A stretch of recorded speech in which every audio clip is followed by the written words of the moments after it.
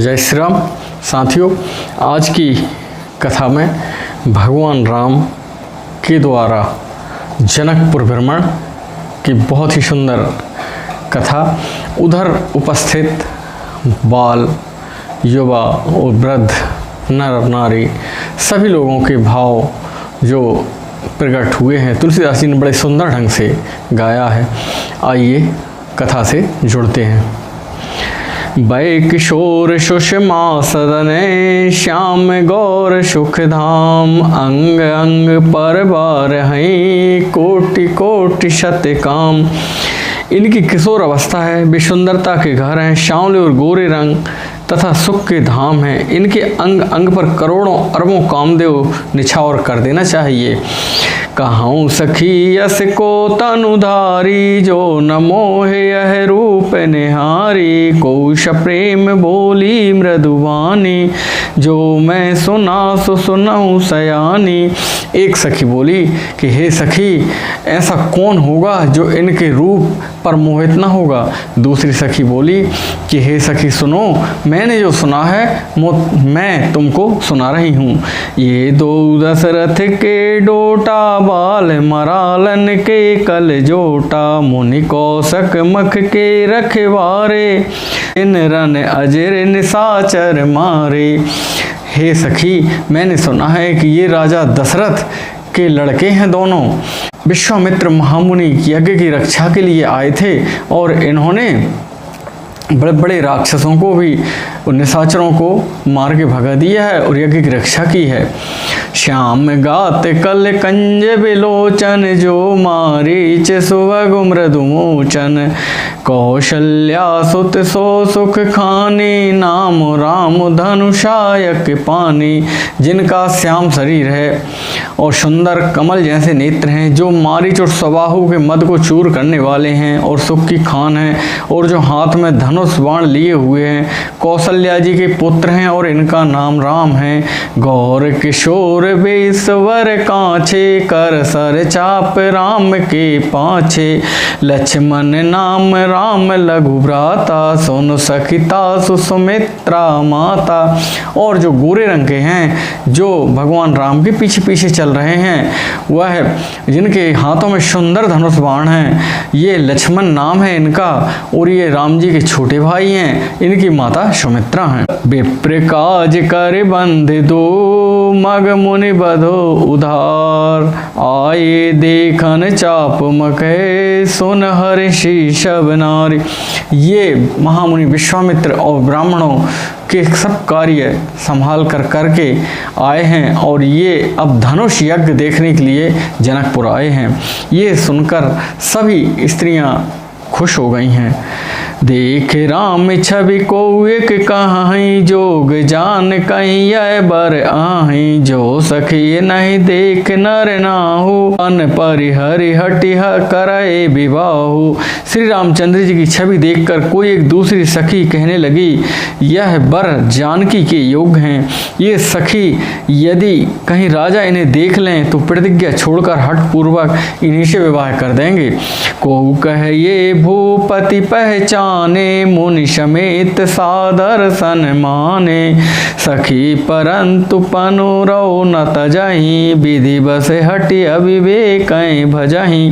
किसी ने कहा, राजा ने इन्हें पहचान लिया है और मुनि के समेत इनका बहुत अच्छा स्वागत किया है। हे सखी, परंतु राजा अपने हट के आगे ये विवाह ना होने देंगे, ऐसा लगता है। वह होनहार के बसीभूत होकर हठपूर्वक अविवेक का आश्रय लिए हुए हैं, प्रण पर अड़े हुए हैं। को कहे जो भल आहाई विधाता, सब कहे सुनय उचित फल दाता, तो जान कहीं मिलहि बर एहू, नाहि न्याली यहाँ संदेहू। कोई कहती है यदि विधाता भले हैं और सुना जाता है कि सबको उचित फल ही देते हैं, तो निश्चित ही जानकी जी को यही वर मिलेगा। जो विधि बस यस बने संजोगु, तो कृत्य कृत्य हो ये सब लोगु, सखी हमरे आरती अति ताते, कब हो कोई आवे नहीं ताते। जो देव योग से ऐसा संयोग बन जाए तो हम सब लोग कृतार्थ हो जाएं। हे सखी, मेरे तो इसी से इतनी अधिक आतुरता हो रही है कि इसे नाते कभी कभी ये जनकपुर आते रहेंगे। नाही ता हम कहूँ सुनो सखी, इनकर दर्शन दूर, यह संघटु तब हो ये जब पुण्य पुरा कृत भूरि। नहीं तो हे सखी, ऐसा लगता है कि इनके दर्शन होना मुश्किल है, पर हो सकता है कि हमारे पूर्व जन्म के बहुत से पुण्य ऐसे हों तो तब इनका यहाँ विवाह होगा, तब हमारे भाग्य खुल जाएंगे। बोलिया पर कहो सखिनी का, ये विवाह अति हित सब ही का, को कह शंकर चाप कठोरा, ये श्यामल मृदु गाते किशोर। कोई दूसरी सखी अलग बोली कि ऐसा लगता है कि इस विवाह से सभी का कल्याण होने वाला है। तो कोई दूसरी सखी कहती है कि लेकिन शंकर जी का जो धनुष है वह तो बहुत कठोर है और ये बहुत ही कोमल हैं। सब असमंजस आए सयानी, यह सुनिया पर कहाँ मृदुबानी, सखे ने कहे को अस कहीं, बड़े प्रभाव देखत लगुआई। हे सयानी, सब असमंजस ही है। यह सुनकर दूसरी सखी कोमल वाणी से कहने लगी, हे सखी, इनके संबंध में कोई ऐसा कहते हैं कि ये देखने में तो छोटे हैं पर इनके प्रभाव बहुत बड़े हैं। परस जा सुपद पंकज धूरी, तरी अहिल्याकृत अधभूरी, सो की रहें बिनु शिव धन तोरे, यह प्रतीत परिहरें न भोरे। जिनके चरण कमलों की मात्र धूल से अहिल्या तर गई हो तो यह क्या धनुष तोड़े बिना मानेंगे? ऐसा लगता है इस विश्वास को भूल कर भी नहीं छोड़ना चाहिए। जे ही बिरंच रचिसी सवारी, ते श्यामल बरु रचो बिचारी, तासु भजन सुनि शव हर्षानी, ऐसे होए कहाँ मृदुबानी। जिस ब्रह्मा ने सीता जी को सवार कर बड़ी चतुराई से रचा है, इतना सुंदर बनाया है भारतेश्वरी को, उसी ने विचार कर श्यामला बर भी रच रखा है। उसके ये वचन सुनकर सब हर्षित हुई और कोमल वाणी से कहने लगी, ऐसा ही हो, ऐसा ही हो। यह रसहि बरसहि सुमन, सुमुख सुलोचनि वृंद, जाई जहाँ जह बंद दो, तह तह परमानंद। सुंदर मुख और सुंदर नेत्र वाली स्त्रियां बहुत ही समूह हृदय हर्षित होकर फूल बरसा रही हैं। जहाँ जहाँ दोनों भाई जाते हैं वहाँ वहाँ परम आनंद छा जाता है।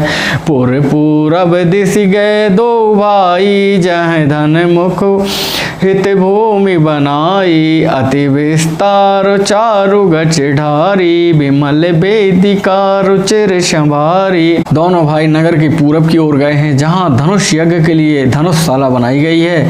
बहुत लंबा चौड़ा सुंदर ढाला हुआ पक्का आंगन है जिस पर सुंदर निर्मल वेदी सजाई गई हैं। चहुदिशि कंचन मंच विशाला, रचे जहाँ बैठे महिपाला, तेहि पाछे समीप चौपासा, अपर मंच मंडली बिलासा।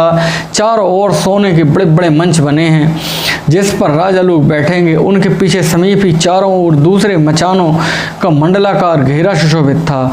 कछु के ऊंच सब भांति सुहाई, बैठा ही नगर लोग जह जाई, तिनके निकट विशाल सुहाए, धवल धाम बहुवरन बनाए। सब कुछ ऊंचा था, सब प्रकार से सुंदर था। जहाँ जाकर नगर के लोग बैठेंगे उन्हीं के पास विशाल एक सुंदर सफ़ेद मकान अनेक रंगों के बनाए गए हैं। जहाँ बैठे देखें सब नारी, जथा जोग निज कुल अनुहारी, पूर्व बालक कहे कहे मृदु वचना, सादर प्रवाहु दिखा वहीं रचना। जहाँ अपने अपने कुल के अनुसार सब स्त्रियां यथा योग जिसको जहाँ बैठना उचित है बैठकर देखेंगे।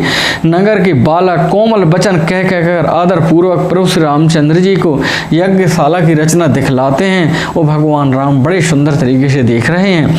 सब शिशु यह में से प्रेम बसे, परशि मनोहर गात, तन पुल कहें यति हरस होइए, देख देख दो व्रात। सब बालक इसी बहाने प्रेम के बस होकर श्री राम जी के मनोहर अंगों को छूकर शरीर से पुलकित हो रहे हैं और दोनों भाइयों को देख देख कर उनके हृदय में अत्यंत हर्ष हो रहा है। शिशु सब राम प्रेम बस जाने, प्रीत समेत निकेत बखाने, निज निज रुचि सब ले बुलाई, सहत स्नेह जाए दो भाई। श्री रामचंद्र जी ने सब बालकों को प्रेम के बस जानकर यज्ञ भूमि के स्थानों को प्रेम पूर्वक प्रशंसा की है। इससे बालकों का उत्साह, आनंद, प्रेम और भी बढ़ गया है, जिससे वे सब अपनी अपनी रुचि के अनुसार उन्हें बुला लेते हैं और प्रत्येक के बुलाने पर दोनों भाई प्रेम सहित उनके पास चले जाते हैं। राम दिखा वही अनुजहि रचना, कहे मृदु मधुर मनोहर बचना, लवन में इस महु भुवन निकाया, रचय जासु अनुशासन माया। कोमल मधुर मनोहर वचन सुनकर कहकर श्री राम जी अपने छोटे भाई लक्ष्मण जी को यज्ञ भूमि की रचना दिखलाते हैं, जिनकी आज्ञा पाकर माया लव निमेश पलक करने के चौथाई हिस्से में ब्रह्मांड का समूह रच डालती है। भगति हेतु सोई दीन दयाला, चितवत चकित धनुष मखसाला, कौतुक देख चले गुरु पाही, जानु विलम्ब त्रास मन माही। वहीं दीनों पर दया करने वाले श्री राम जी भक्ति के कारण धनुष यज्ञशाला को चकित होकर आश्चर्य के साथ देख रहे हैं। इस प्रकार सब कौतुक विचित्र रचना देखकर वे गुरु के पास चले हैं। ऐसा लगा उनको कि देर हो गई है, इसलिए उनके मन में डर भी है। जासु त्रास डर कहु डर होई, भजन प्रभाव दिखावत सोई, कही बातें मृदु मधुर सुहाई, किए विदा बालक वरियाई। जिनके भय से डर को भी डर लगता है, वही प्रभु भजन का प्रभाव, जिसके कारण ऐसे महान प्रभु भी भय का नाट्य करते हैं, दिखला रहे हैं। उन्होंने कोमल मधुर और सुंदर बातें कहकर बालकों को जबरदस्ती विदा किया है। शब है प्रेम विनीत अति, सकुच सहित दो भाई, गुरुपद पंकज नाय सिरे, बैठे आय सुपाई। फिर भाई प्रेम और विनय और बड़े संकोच के साथ दोनों भाई गुरु के चरण कमलों में सिर नवाकर आज्ञा पाकर बैठ गए। निशि प्रवेश मुनि आय सुदीना, सबहि संध्या वंदनु कीना, कहते कथा इतिहास पुरानी, रुचिर रजनी जुग जाम सिरानी। रात्रि प्रवेश होते ही संध्या का समय मुनि ने आज्ञा दी, तब सबने संध्या वंदन किया। फिर प्राचीन कथाएं और इतिहास कहते कहते सुंदर रात्रि के 2 पहर बीत गए हैं।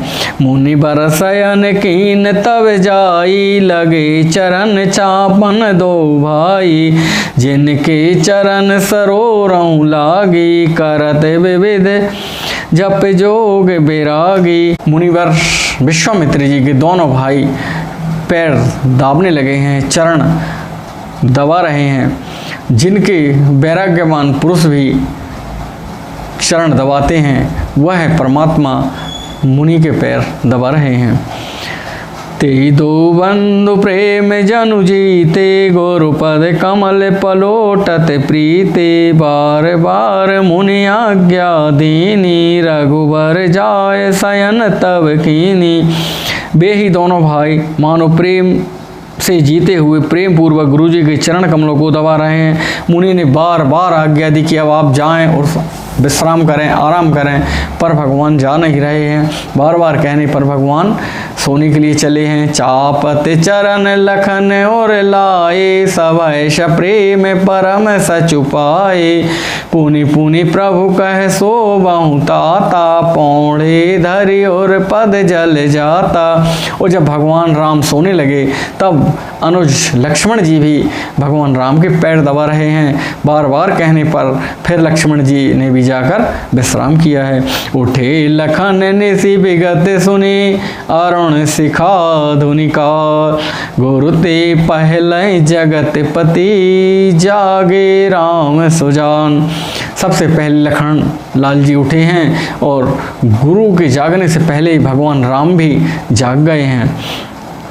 सकल सोच करि जाए नहाए, नित्य निभाए मुनई सिर नाए, समय जान गुरु आय सुपाई, लेने प्रसून चले दो भाई। सब शौच क्रिया करके वे जाकर नहाए हैं। फिर संध्या अग्निहोत्र आदि नित्य कर्म समाप्त करके उन्होंने मुनि को मस्तक नवाया है। पूजा का समय जानकर गुरु जी की आज्ञा पाकर दोनों भाई फूल लेने के लिए चले हैं। भूप बागुबर देखो जाई, जह बसंत ऋतु रहे लो भाई। लागे बिटप मनोहर नाना, बरन बरन बर बेली बिताना।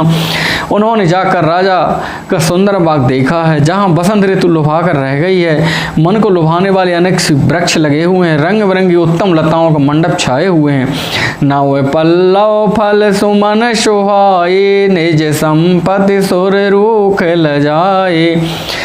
चातक कोकिल कीर चकोरा, कूजत बेहग नटत कल मोरा। नए पत्तों, फलों और फूलों से युक्त सुंदर वृक्ष अपनी संपत्ति से कल्प वृक्ष को भी लजा रहे हैं। पपीहे, कोयल, तोते, चकोर आदि पक्षी मीठी बोली बोल रहे हैं और मोर सुंदर नृत्य कर रहे हैं। मध्य बाग सरु सोहे सुहावा, मनीषो पान विचित्र बनावा। बिमल सलिल सर से जे बहुरंग, जल खग कूजत गुंजत भृंगा।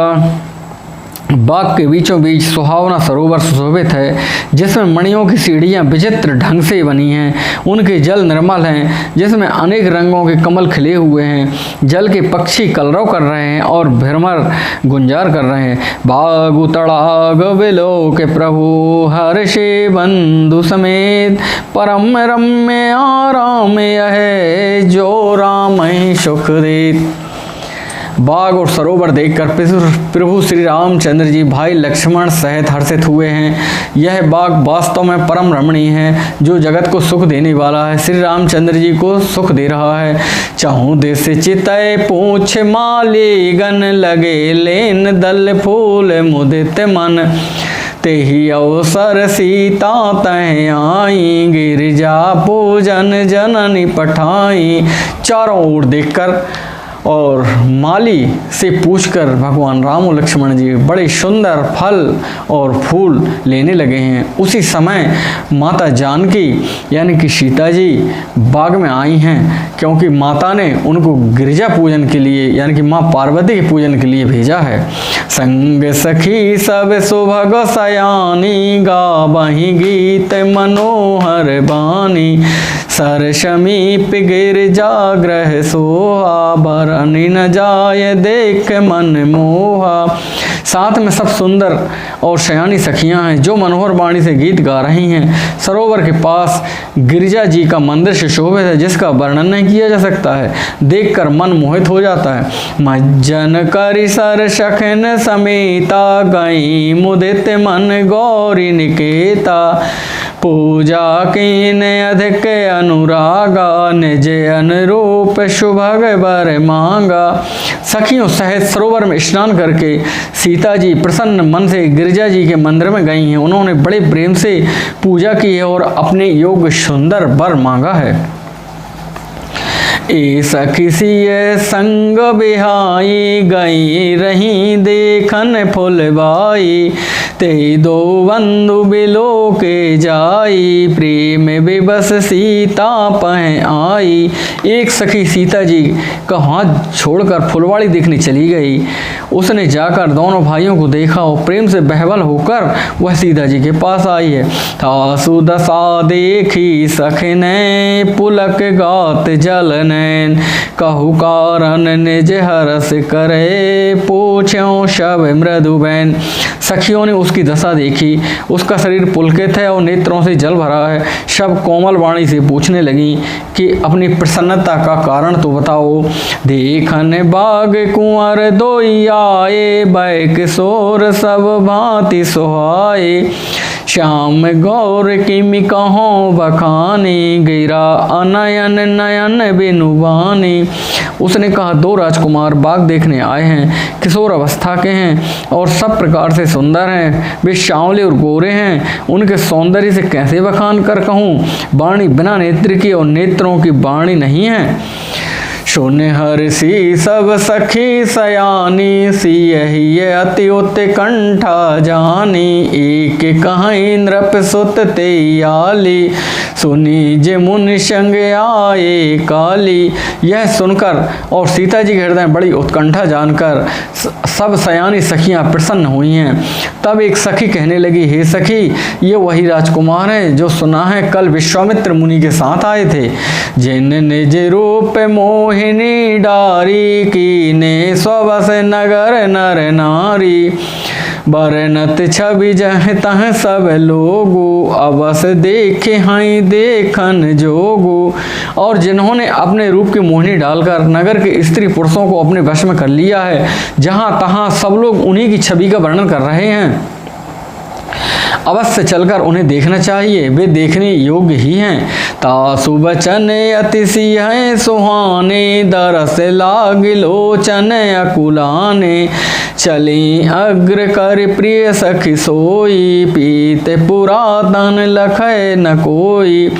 उसके वचन सीता जी को अत्यंत ही प्रिय लगे और दर्शन के लिए उनके नेत्र अकुला उठे हैं। उसी प्यारी सखी को आगे करके सीता जी चली हैं। पुरानी प्रीति का कोई लख नहीं पाता है। सुमर से नारद वचन उपजी, प्रीत पुनि चकित विलोकत सकल दिशे, जनु से सुमृगे सभीत। नारद जी के वचनों का स्मरण करके सीता जी के मन में पवित्र प्रीति उत्पन्न हुई है। वे चकित होकर सब ओर इस तरह देख रही हैं मानो डरी हुई मृगी छौनी इधर उधर देख रही हो।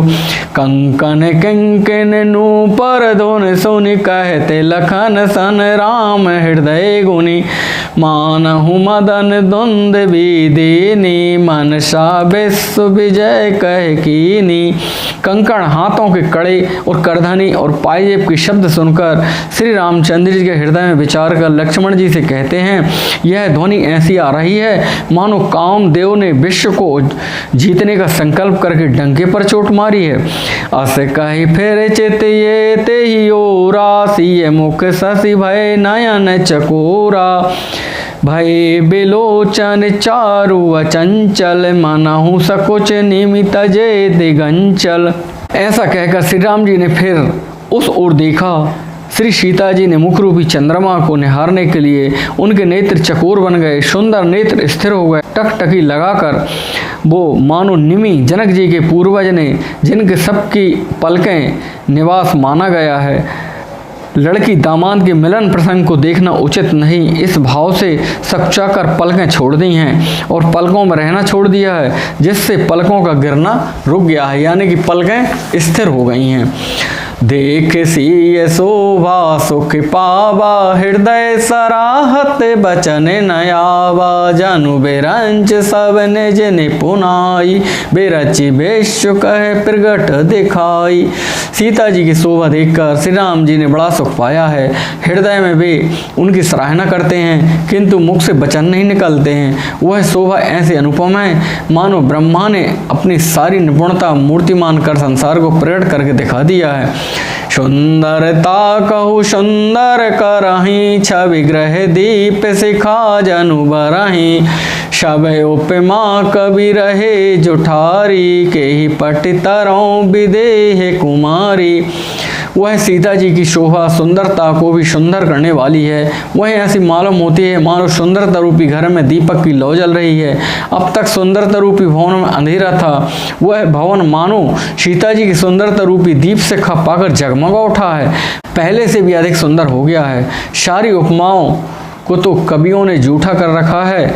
मैं जनक नंदनी श्री सीता जी के किससे उपमा दूँ। सिय शोभा ये वरानी प्रभु, आपनी दशा विचार, बोले सुचि मन अनुज सने, बचे समय अनुहारी। इस प्रकार हृदय में सीता जी की शोभा का वर्णन करके और अपनी दशा विचार कर फिर श्री रामचंद्र जी पवित्र मन से अपने छोटे भाई लक्ष्मण जी से समयानुकूल वचन बोले हैं। आज की कथा यहीं तक साथियों। जय जय श्री राम।